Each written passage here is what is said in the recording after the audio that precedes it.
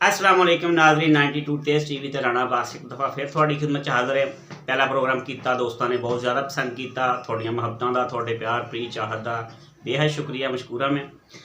तो अज फिर मैं प्रोग्राम करने वास्ते 92 टेस्ट टीवी के स्टूडियो मौजूद हाँ। नाज़रीन पाकिस्तानियों की बहुत वड्डी ख्वाहिश रही कि असीं कश्मीर लेना, पर साडे कोल कश्मीर क्यों लेना मुश्किल होया जनाब।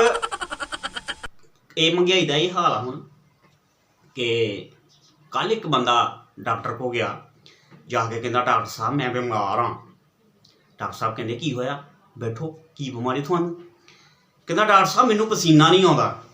डॉक्टर साहब कहते कोई गल नहीं, अब मैं दवाई दे के बिल बनाना, थानू वेखो पसीना आता कि नहीं आता। ये हाल है हुण महंगाई का। तो महंगाई जनाब जो वधदी मसले मसाइल भी वध जाते हैं। थानू तो मसला कोई नहीं, 3 लाख रुपए का तुहाडा बाथरूम बनया हुंदा तो साढ़े कोल तो बकरी बन्नण नूं जगह नहीं हुंदी है जी। पिंड दे विच जनाब गरीब आदमी का एको ही कमरा हुंदा, वो उत्थे आप रहे कि बकरी बन्ने। ठीक है, बकरी भी रात नूं चंगियां भलियां आवाज़ां कड्ढण डई हुंदी, ते जो अद्धी रात होंदी उहदा भी गल बह जांदा। वो भी बेचारे अख के बकरी नूं अंदर कर लेंदे भी बकरी नूं ठंड लगण डै पई। वो रात ना बकरी का पता लगता भी उन्हें पेशाब किहड़ा कीता, ते ना पता लगता न्याणिਆਂ ने किहड़ा कीता। घर दे विच जेहड़ा ना ऐन हर शै मिक्स होई हुंदी है। उन्हां प्यालियां च उन्हें मिंगना कीतियां उन्हें सवेर नूं ओही प्यालियां धो के बेचारे चाह बना लेंदे, ओही बकरी चो के। ख्याल करो, गरीबां दा भी ख्याल करो जनाब। मैं किसी नूं टच नहीं करदा, लेकिन महंगाई ते गौर करो।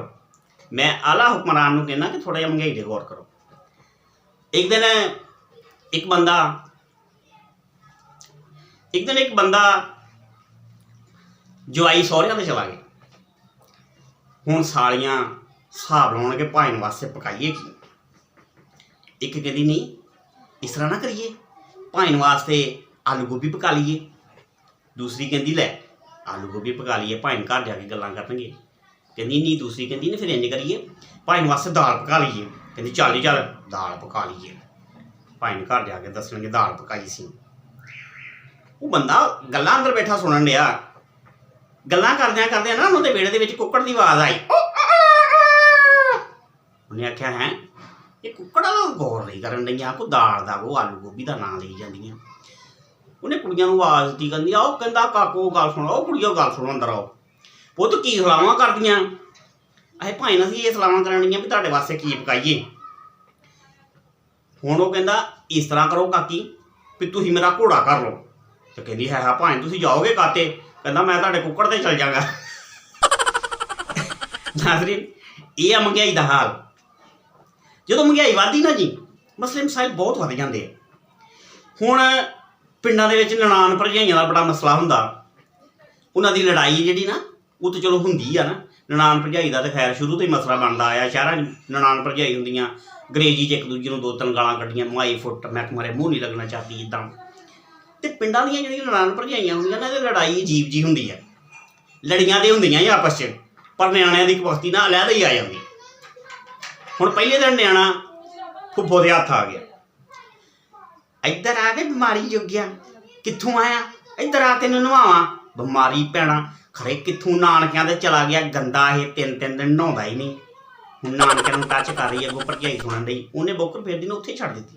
हुण गल्लां सुणन डई, इधर आ तेनों नवावां, गंदा बीमारी जोगा सारा नानकिਆਂ ते चला गया गंदियां दे, इधर आ तेनों नवावां। मैनूं नहीं पता फुफ्फो, मैनूं पहले 10 रुपये दे। अंतर जाना ना होवे तेनों 10 रुपये देवां, छड्ड दे मालियां गंदियां आदतां भुखियां, कित्थों भुखियां ते चला गया तूं।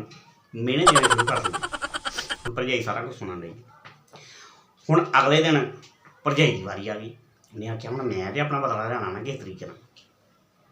अगले दिन न्याणा हले घरों वड़िया ही आ, भरजाई दे हत्थ आ गया, इधर आ वे नखत्त जाणिया, कित्थों आया तूं, गंदा ना होवे ते इधर आ तैनूं नवावां। तुहाडा खानदान ही गंदा वा, खानदान नूं पहले टच करना, तुहाडा खानदान ही गंदा, तुसीं कित्थे नहाउणा। इधर आ अम्मी मैनूं नहीं पता, मैनूं 10 रुपये दे। तैनूं 10 रुपये दे, मैनूं उन्होंने कभी 10 रुपये दित्ते, तैनूं उन्होंने भुखे ने 10 रुपये कित्थों देने हैं। बीमारी चौका ना होवे ते इधर आया अंदर। ये तो जनाब हुण ननान भरजाई की लड़ाई पिंडां दे विच आ हाल बनिया होया।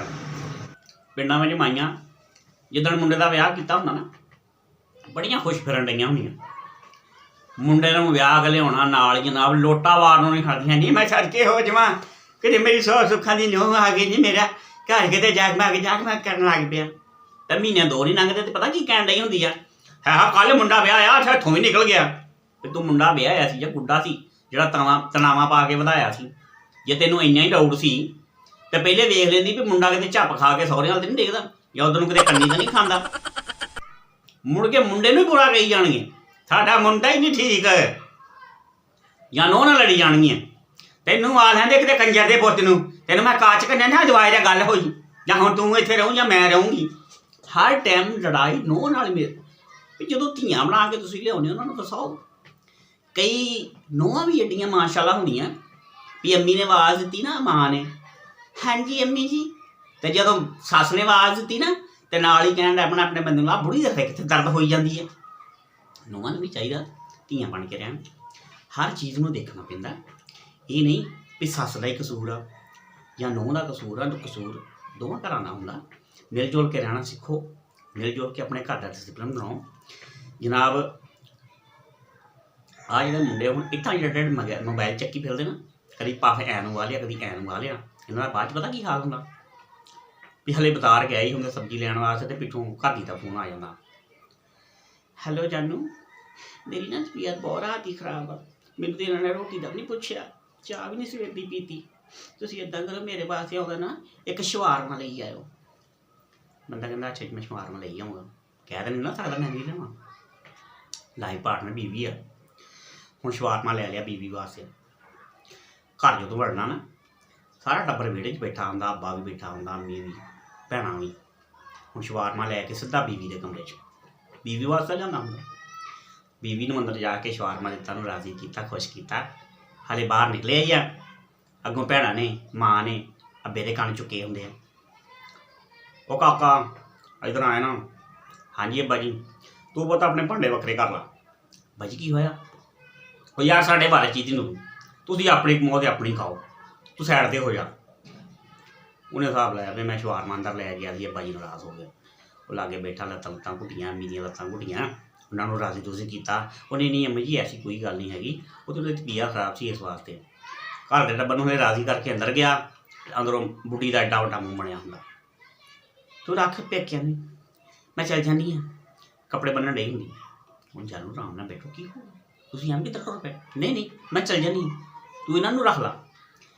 ਬੰਦੇ ਦਾ ਇਹ ਹਾਲ ਹੁੰਦਾ ਵਿਆਹ ਤੋਂ ਬਾਅਦ, ਜਿਹੜਾ ਤੁਸੀਂ ਇੱਟਾਂ ਜਿਹੜੇ ਮੈਲ ਚੱਕੀ ਫਿਰਦੇ ਨਾ, ਕਦੀ ਵਟਸਐਪ ਚਲਾ ਲਿਆ, ਕਦੀ ਕੋਸ਼ਿਸ਼ ਕਰ ਲਿਆ, ਪਾਪ ਵਾ ਲਿਆ ਇਹਨੂੰ, ਇਹ ਹਾਲ ਹੁੰਦਾ ਵਾ।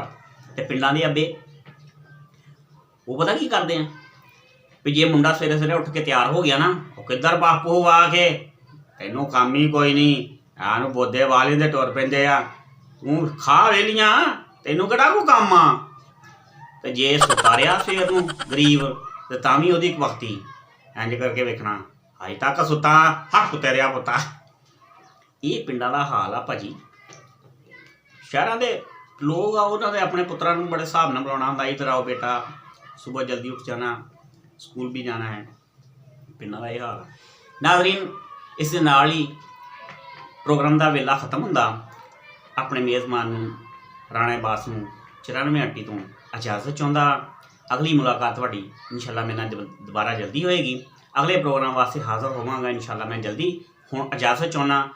92 ਤੇਜ਼ TV ਤੇ ਸਟੂਡੀਓ 'ਚ ਮੌਜੂਦ ਸੀ ਅੱਜ, ਅਤੇ ਤੁਹਾਡੇ ਨਾਲ ਥੋੜ੍ਹਾ ਜਿਹਾ ਮਜ਼ਾਈਆ ਪ੍ਰੋਗਰਾਮ ਕੀਤਾ। ਇਨਸ਼ਾਅੱਲਾ ਅਗਲਾ ਪ੍ਰੋਗਰਾਮ ਦੁਬਾਰਾ ਕਰਾਂਗੇ।